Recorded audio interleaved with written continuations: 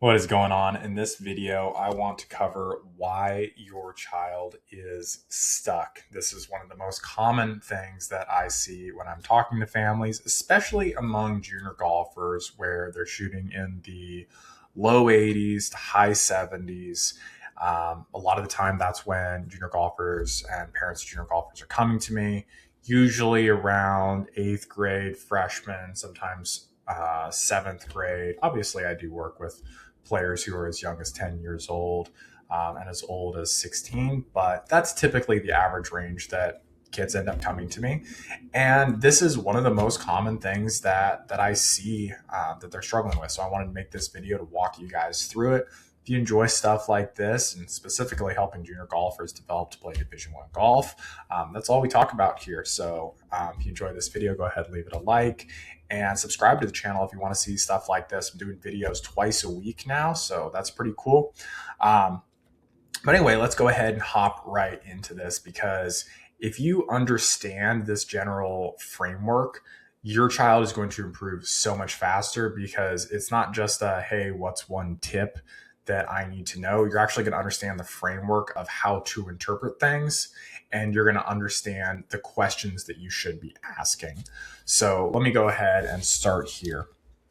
I'm a very direct and to the point person. So that's where you see everything is so simple and direct here. So the first thing here, our target. When I say our target, that means we need to know where are we trying to get to. So if you watch any of my other videos on Junior Golf Scoreboard, that's the reason I love it so much, is we can actually look up what's required to play not only Division One golf, but we can actually say what's the difference between UCLA or William and Mary, as an example, just to know what's going to be required of your child in order to accomplish that goal. I can't tell you how many people I see saying stupid things like, oh, well, you just need to be good, or, talent just speaks for itself. It's just the dumbest thing you could possibly say. It's very akin to saying, hey, well, if you want to get into Harvard, you just need to be smart and they'll find you. It's like, that just couldn't be further from the truth. Like, that's just complete nonsense. So hopefully if you're watching videos or any of my videos, you're hopefully not thinking anything as ridiculous as that. But anyway, hopefully we can appreciate having the target is just incredibly important. If you watch any of my videos, that'll become clear to you of what's required. If you want more detail on that, and you want me to just personally walk you through this process and show you exactly what to do, I've got a link below where you can apply to work with me directly. But anyway, back into the video. Once we've got our target, we know where we're trying to get to.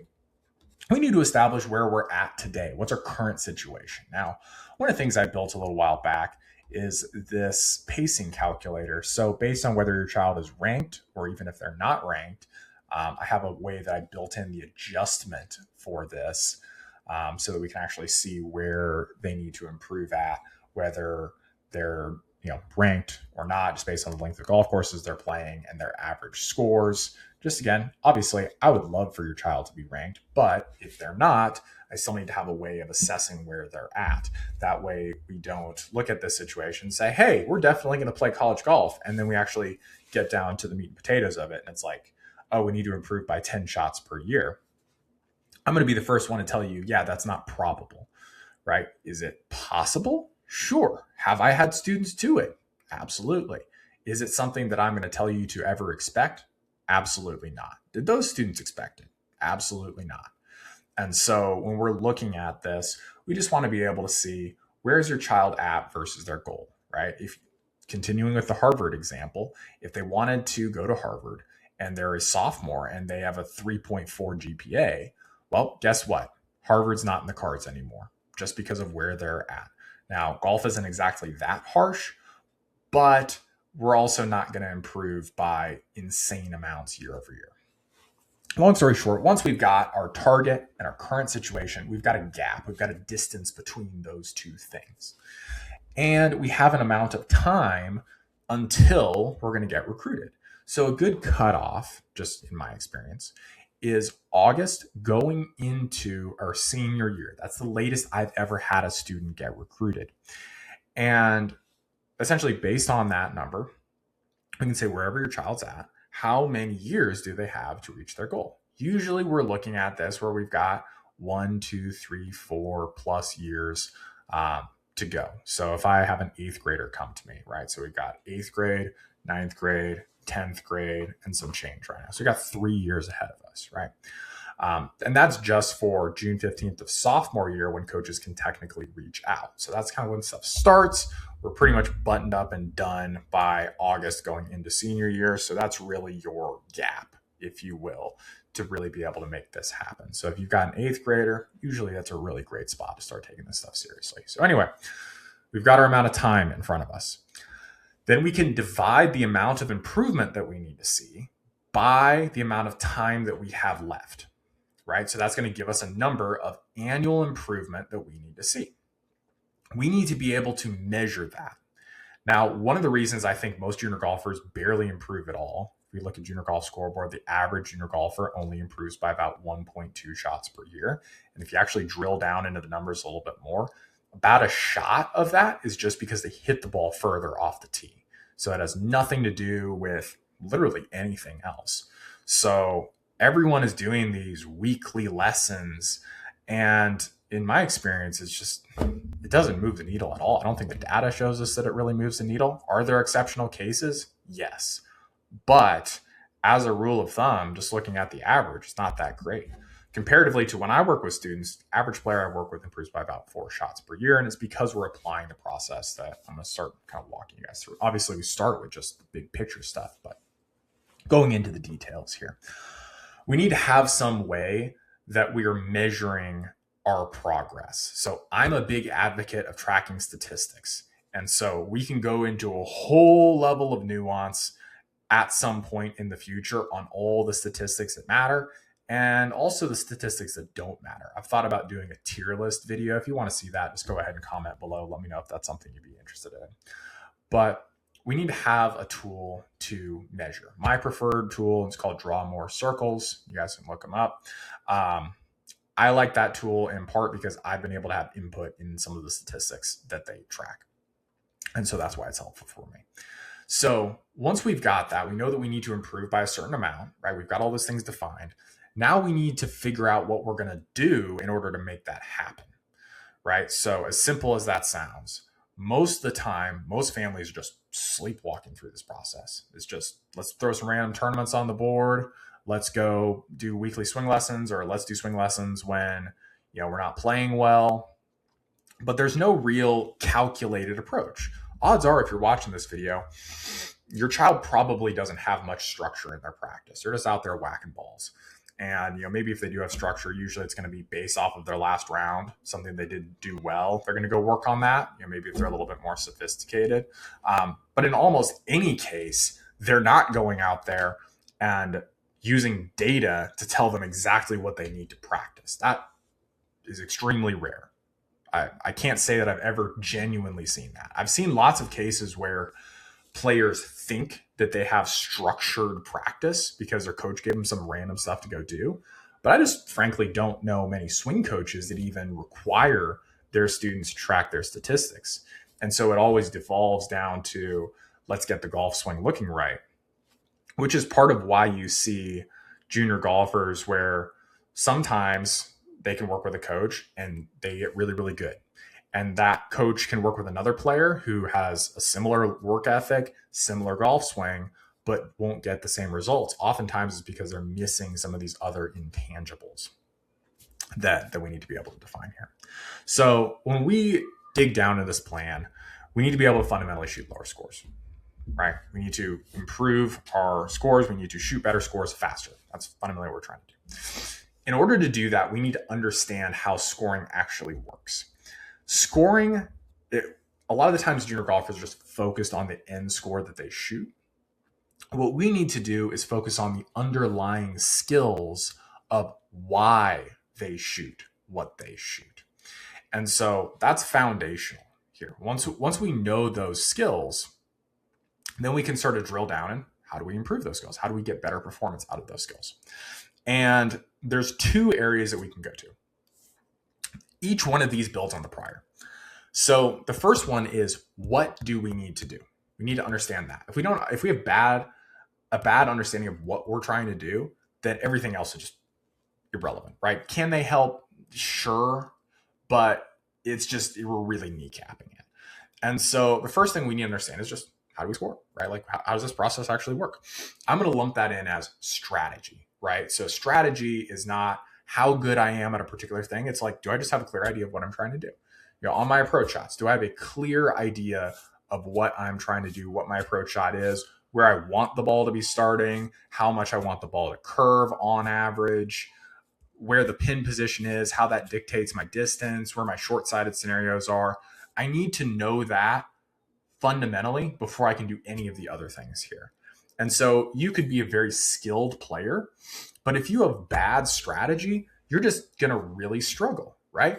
If you're taking dead aim at every single pin, odds are you're going to have a really hard time scoring. And some player who's much more mediocre than you at that particular skill set, or mediocre than your child at that particular skill set, is going to beat them just because their strategy is more effective, even though their skill itself isn't quite as effective. And I think we all fundamentally know this. You've seen players who don't hit the ball as well as your child just consistently outscore them. And that's fundamentally because they have a better understanding of strategy. Now, we can know the right thing to do and not be committed to doing it, right? To not be fully sold on it. And that's kind of the next layer, which I'm going to label as mindset, just kind of broadly speaking. It's really the player's ability to commit to each individual shot independent of the prior shots. That's my current definition of when I'm evaluating a player's mindset. So if somebody has a bad mindset, right, they miss a 3-foot putt, they go to the next tee shot, they hit a bad tee shot because of that last putt, they're failing in that. They're not able to execute on the shot in front of them independent of the prior shots that they've hit, right? So the player has a better mindset, they miss that 3-foot putt, they go to hit the next tee shot, they don't care because they have a better mindset, okay?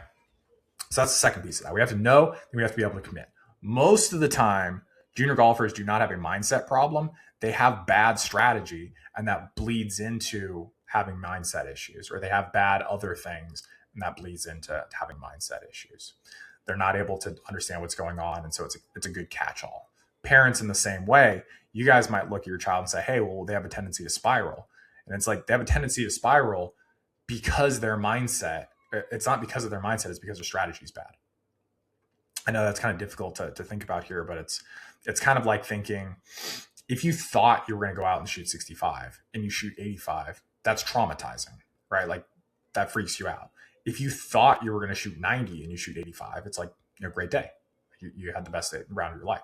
And parents, if you play golf, you might know that one where it's like, if you're, a poorer golfer than your child, then they might shoot a score that they hate, but you would love. That's a perspective that you have on whatever the outcome was. So in the same sense, junior golfers get mad that they missed 8-footers and don't know that on the PGA Tour, they're only making about 50% of those 8-footers. And they're probably not as good as a PGA Tour player at that particular skill set. So you interpret that as mindset, and in all cases, very well could be, but it's not solved by some breathing technique or pre-shot routine. It's solved by understanding what you actually need to be doing from that shot, what's realistic. Now, once we have that sorted out, apologies for my 2.5-year-old in the background. Once we have that sorted out, we can ask the question of how do we get better at that, right? How do we actually improve that particular skill? We're looking at the same approach shot. We're trying to do the same thing. We're fully committed to it. We don't care whatever our tee shot was. We don't care that we just hit it out the heel, but we're still in play. We're just looking at that next shot independently. How do I get better at that? Well, that's what we need to practice, right? That's what we need to practice fundamentally. And so we need to be able to practice that specific skill. So if we need to hit the ball on the green more frequently with a pitching wedge, it doesn't make any sense to spend all of our time on the driving range hitting 7-irons. If we ever, hypothetically, hit a 4-iron, and we never have to hit a 4-iron on the golf course, there's no reason to spend a bunch of time hitting 4-irons in our practice. It makes a lot more sense to practice the skills that are being exposed all the time. And you need data to be able to understand whatever those skills are. Now, once we're practicing the right things, because that often gets neglected, right? We 3-putt a ton, that's costing us a ton of shots. our lag putting is bad, and that's why we're three putting a ton. And we don't practice our lag putting. We're just working on our stroke mechanics. In theory, you're putting time in on your putting. You might even go to see a putting coach or get on Quintech or get on Sam Putt Lab. But fundamentally, they're not putting the time in the area that's going to make a difference. And so they're going to struggle. It doesn't matter how much money you throw at that, they're over the wrong target. Now, last piece, super crucial, mechanics. This is where odds are 99% of you guys are at, where you're working with a swing coach on probably a weekly basis, maybe a little bit more or less frequently, but you're looking at everything through the lens of mechanics. And now hopefully you can see at this point why that could stall your child out, right? They could get more skillful, but if they don't have the strategy, they don't have the mindset, they don't have the practice, they're going to struggle here. But here's the other side of this coin. Once we have that framework, we can use mechanics to actually ask the right questions. It's not just, hey, I want my golf swing to look better or more consistent, right? We already have a certain level of consistency, even if we don't do it well, right? Our error on our approach shots might be bigger than we want. That doesn't make it inconsistent, right? That just means our error is very big. We need to be able to distinguish between those two things. And so once we've got that, then we can sort of say, oh, well, when I miss the green on my approach shots, why? Well, my contact was bad. Oh, well, I'm having trouble with starting the ball on the line that I want to. I'm having trouble curving the ball the direction that I want to. You know, I can't tell you how often I see junior golfers where they want feedback on their swing and they don't even have an alignment rod down on the ground out on the driving range. And it's like, how are we going to make sure our mechanics are solid if we can't even have the basics of aligning ourselves? And then the parent will often be like, well, you know, their alignment's bad on the golf course. And it's like, yeah, no kidding. We never practice it. And so that kind of tees a little bit into practice. But hopefully you kind of get my point here, where if we're able to have more clarity on why these things happen, then we're able to really make progress because we can identify at the high level, and we're tracking the right stuff. Hey, we need to get greens and regulation up. And the reason that our greens and regulation isn't higher is because for whatever reason, we can't hit a ball on the green from 75 to 100 yards more than 60% of the time. And we want to get that to 80% of the time. Let's just in the short term get it to 65% of the time. Let's just get it a little bit better, or 70% of the time. Well, why are we missing the green?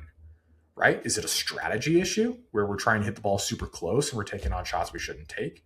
Is it a mindset issue where maybe we're a little bit freaked out because we just hit a great tee shot and now we feel like we need to hit it close? Is it a practice issue where we just never hit wedge shots? Or is it a mechanics issue where there's some reason why maybe we're hitting the ball fat? Maybe we're starting the ball way too far out to the right or to the left. That's how we want to be thinking through this stuff, because then we can say, okay, well, I'm going to make this specific adjustment. I'm going to do this thing differently. And I'm going to play enough golf, 10 rounds, and we're going to see, did that make a change? And if it did, then we can move on to the next thing. If it didn't, we can go a rung down and go deeper and say, okay, well, fundamentally, we still have a simple thing we're trying to do. We're trying to hit a ball on the green from this particular distance. And we can still assess, why is that not happening? And what can we do to be able to pull that off, right? So hopefully this video is helpful to help you understand the overall process, because fundamentally, this is all improvement is. The reason your child's probably stuck is because they're almost certainly not doing this.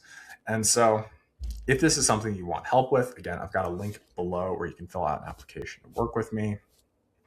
And I'll walk you guys through, obviously, to see if Division I golf is realistic for them, but also walk you guys through any details that you want to see within this process as well, just so you understand it. And that way, if we're working together, you guys have a clear perspective on what everything looks like. So hopefully this video is helpful for you guys. If it was, go ahead, leave a like, and I'll see you guys in the next one.